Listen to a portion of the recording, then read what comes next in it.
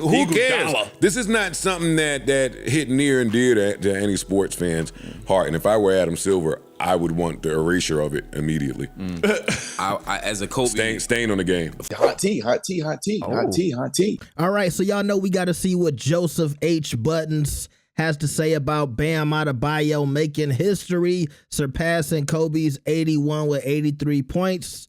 Let's see if they appreciate the new milestone in history, or are they like a lot of other people talking about unethical basketball? Y'all better like the video. Y'all better subscribe. Let's get it. Let's start. I think you want to start with what I think I want to start with. I do. Which is Bam Adebayo. If you're living on a different planet, a couple nights ago. We started with hate.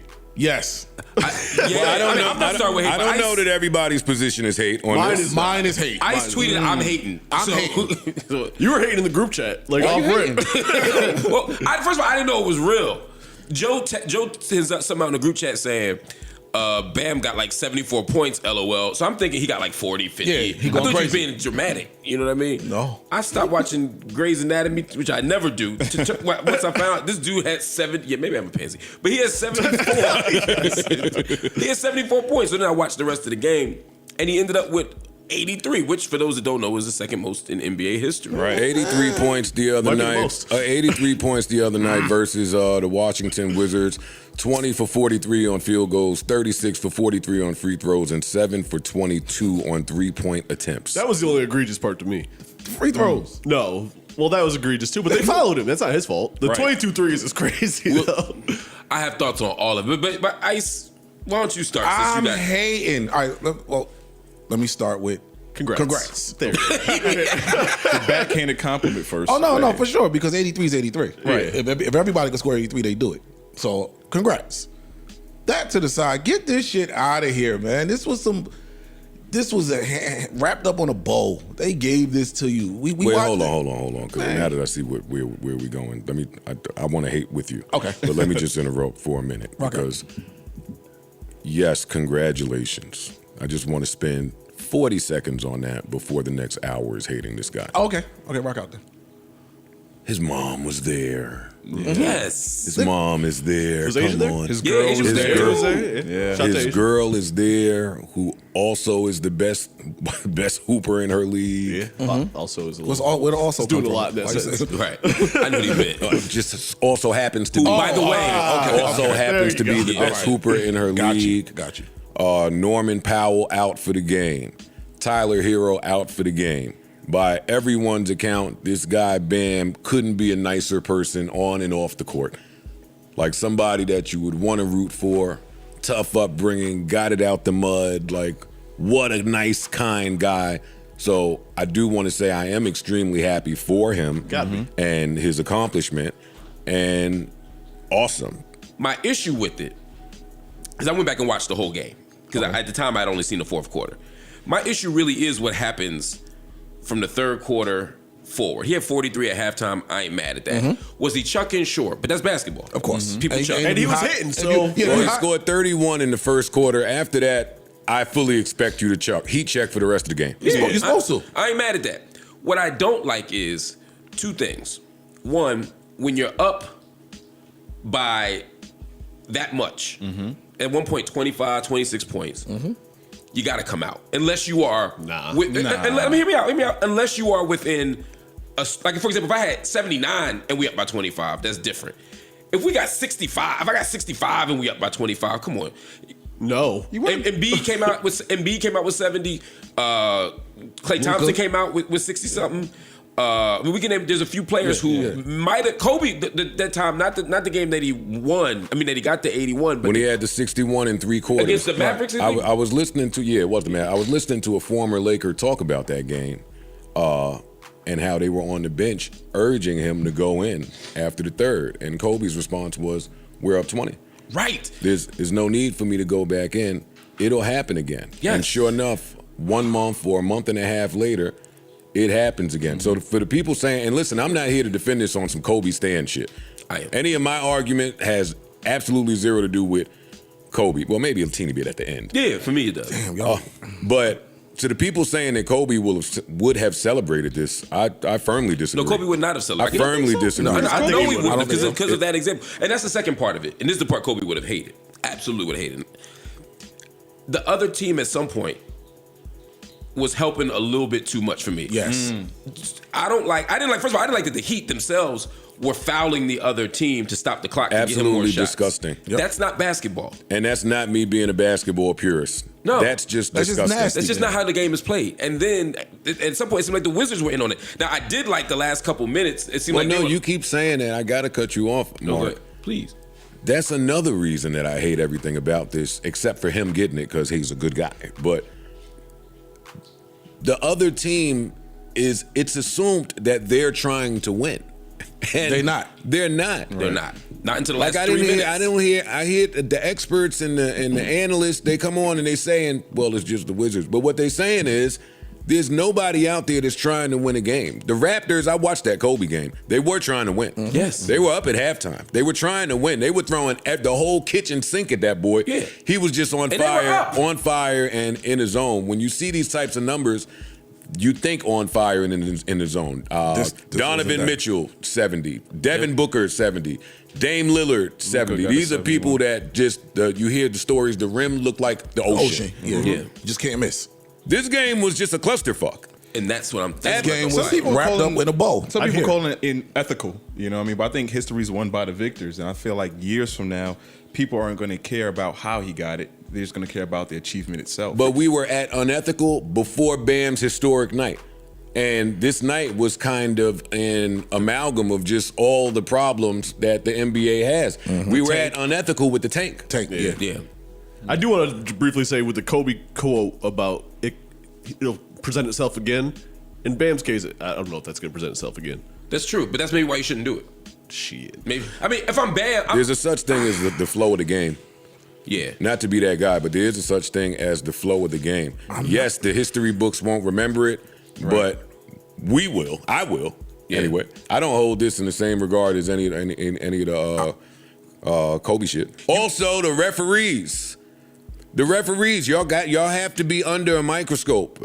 The 44 free throw attempts for somebody that's viewed as not a scorer. Okay, y'all are calling everything under the sun. That's related to the other issue. What's going on with some of the lines in these games as it directly relates to gambling? Yep. And that goes to another issue, which is related to the prediction market. Was there insider trading? Was there anybody that we got to look? We don't know what's going on with them Porter brothers on the loose. We don't know what's going on with them Porter brothers out there. You have no idea how, if this is the product you want to put on the floor, I think Adam Silver's falling off a little bit. He is. I'm not going to lie. He is. He came in with a spark, made a lot of really positive changes that I'm a fan of. But what he's done in these recent years, it don't look the greatest. He's fallen off in terms of the game, but on the business side, I don't think they've fallen off at all. Yeah, but the product is shit, and that's going to eventually. But to some people, that's we don't care if the product. I'm is with as you. long I as just we think it making leads into the shit. business at some point. It'll bleed over. The innovators, the true geniuses, want to troubleshoot the problem before the impact hits the business. Yeah. You mentioned the word ethical. Yeah.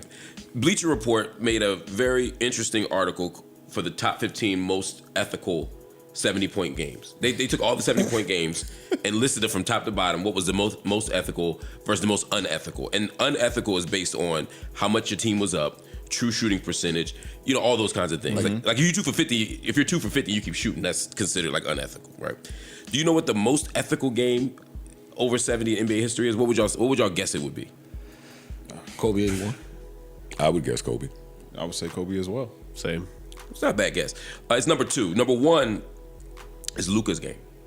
I didn't remember Luka scoring 71. 73 Oh yeah, he in did. 2024, just 2 years ago. Yes, I know. he did. Yes, he did. He's Before, on that I remember, list. I'm on the room when 70 was a big ass deal. Now there's like 5 guys Yeah. who've done it. With Dame Lillard, him, Donovan Mitchell, Bam. It's a lot. But he had 73 points in 45 minutes, 25 for 33. That's that ocean you're talking about. Yeah.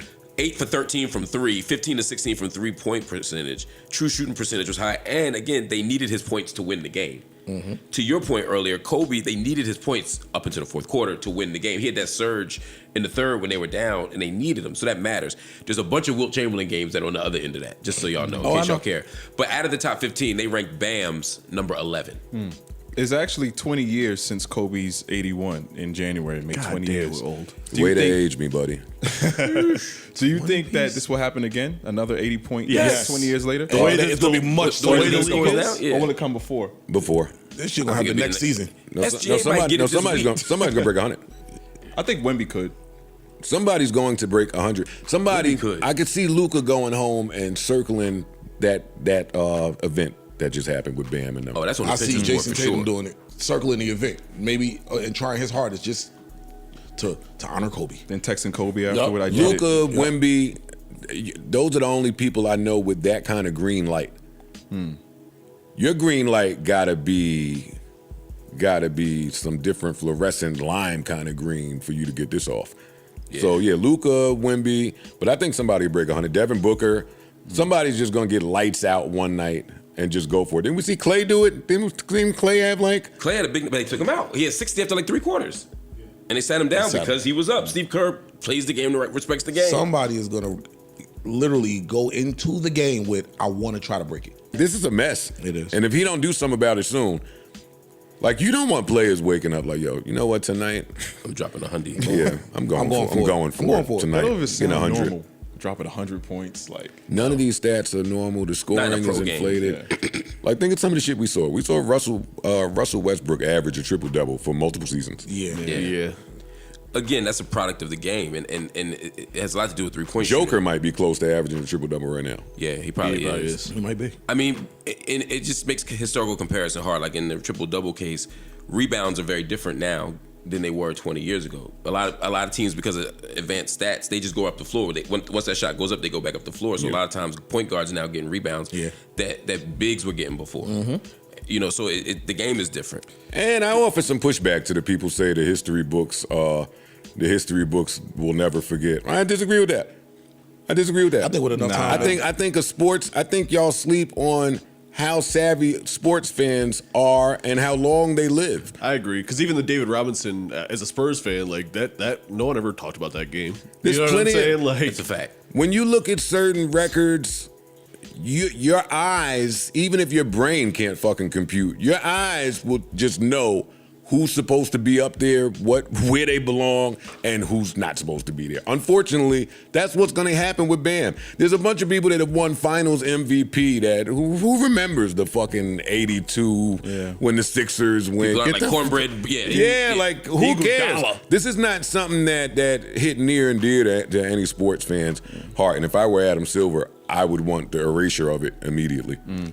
I as a Kobe, Stain on the game. But his teammates missing free throws front of the rim to try to get him a rebound so he can get more points. That's That the Eric challenge, Spoelstra challenge, when Eric Spoelstra is historically known for not challenging. I think he had the least amount of challenges all last season. He's been vocal about this. So now you're challenging to get extra possession. I mean, it was just sheer fuckery going on out there. it was. And if you're the Wizards, you're trying to tank, absolutely good for y'all. Good for y'all. Do you think when his Good for y'all. playing career is all said and done, this will help strengthen his case for maybe a Hall of Fame career?